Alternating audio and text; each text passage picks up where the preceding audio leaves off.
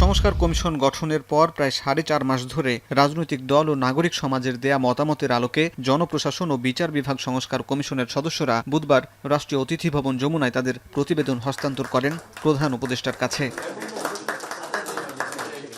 এই দুই কমিশনের দেয়া প্রতিবেদন নাগরিকদের সঙ্গে সরাসরি সম্পৃক্ত জানিয়ে প্রধান উপদেষ্টা বলেন, সংস্কার বাস্তবায়ন করা গেলে অতীতের খারাপ অভিজ্ঞতা থেকে মুক্তি মিলবে। এখানে যে আশার কথা শুনিয়েছেন সেটা এই যে সংক্ষিপ্তসার যেটা আমাদেরকে দিলেন সেটাতে এত আশা জাগায় যে হয়তো আমরা এটার থেকে মুক্ত হব, আমরা সত্যিকার ভাবে নাগরিক হিসেবে অধিকার ফিরে পাব। এটাই আমাদের প্রত্যাশা এবং আপনাদের এই রিপোর্টের মাধ্যমে সে প্রত্যাশা পূরণ হোক। আজকের যে এই দুটো ভলিউম আমরা গ্রহণ করছি রিপোর্ট হিসেবে, এটা পৃথিবীর সম্পদ হিসেবে, জাতির সম্পদ হিসেবে এবং পৃথিবীর সম্পদ হিসেবে আমরা গ্রহণ করলাম। জনপ্রশাসন সংস্কার কমিশন স্বল্প, মধ্য ও দীর্ঘমেয়াদে প্রায় 2 শতাধিক সুপারিশ করেছে, যেখানে দেশের পুরনো 4টি বিভাগকে 4টি প্রদেশে ভাগ করা, নয়াদিল্লির মতো ফেডারেল সরকার নিয়ন্ত্রিত রাজধানী মহানগর সরকার গঠন, ফরিদপুর ও কুমিল্লাকে বিভাগ করা, মন্ত্রণালয় অধিদপ্তরের সংখ্যা কমিয়ে 25 ও 40টি করার প্রস্তাব করা হয়েছে। এছাড়া জেলা পরিষদ বাতিল, পৌরসভা ও উপজেলা পরিষদকে শক্তিশালীকরণ, ইউনিয়ন পরিষদের সংস্কার করার সুপারিশ করা হয়।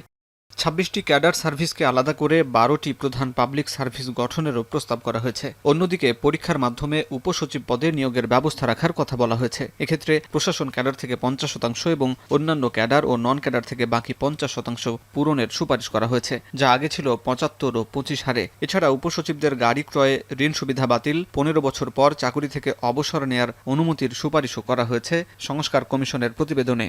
রাজধানীর জন্য একটা আলাদা এটা ঢাকা, গ্রেটার ঢাকা ইনক্লুডিং নারায়ণগঞ্জ নিয়ে একটা ক্যাপিটাল সিটি গভর্নমেন্ট বা ক্যাপিটাল অথরিটি করা উচিত। এদিকে প্রধান বিচারপতি এবং অন্যান্য বিচারকদের নিয়োগে রাষ্ট্রপতির ক্ষমতা সীমিত করে নিয়োগ কমিশনকে ক্ষমতায়িত করার জন্য সংবিধানের প্রয়োজনীয় বিধানগুলো সংশোধনের সুপারিশ করেছে বিচার বিভাগ সংস্কার কমিশন।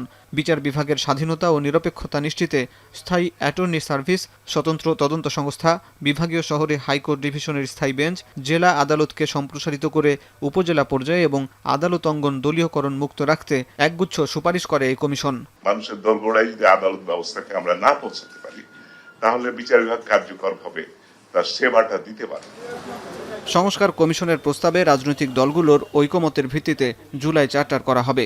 এই চার্টারের কিছু অন্তর্বর্তী সরকার বাস্তবায়ন করবে, বাকিগুলো পরের সরকার বাস্তবায়ন করবে বলে জানান প্রেস সচিব। এই কনসেনসাস কমিশনের সাথে পলিটিক্যাল পার্টিগুলোর কথার মাধ্যমে একটা ডিসিশন হবে যে কতটুকু রিফর্ম আসলে খুব দ্রুত করতে হবে, কতটুকু পরে করা যাবে, কোনটা করার জন্য কনস্টিটিউশনাল অ্যামেন্ডমেন্ট দরকার। আবার কিছু কিছু রিফর্ম আছে যে এটা ইমিডিয়েটলি একটা মিনিস্ট্রি করে ফেলতে পারে। 6টি কমিশন 8 ফেব্রুয়ারি পূর্ণাঙ্গ প্রতিবেদন প্রকাশ করবে। এরপর তাদের সুপারিশগুলো নিয়ে চলতি মাসের মাঝামাঝিতে সব রাজনৈতিক দল ও গণঅভ্যুত্থানের পক্ষের শক্তিগুলোর প্রতিনিধিদের সঙ্গে বৈঠক করবেন প্রধান উপদেষ্টা। হাসিব বিল্লাহ, এখন, ঢাকা।